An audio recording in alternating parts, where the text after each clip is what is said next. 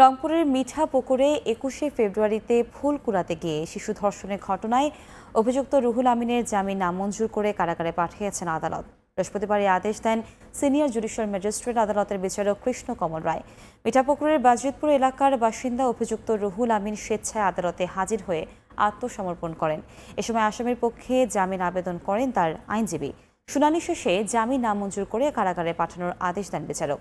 গত ২১শে ফেব্রুয়ারি শহীদ মিনারে ফুল কুড়াতে গিয়ে ধর্ষণের শিকার হয় শিশুটি।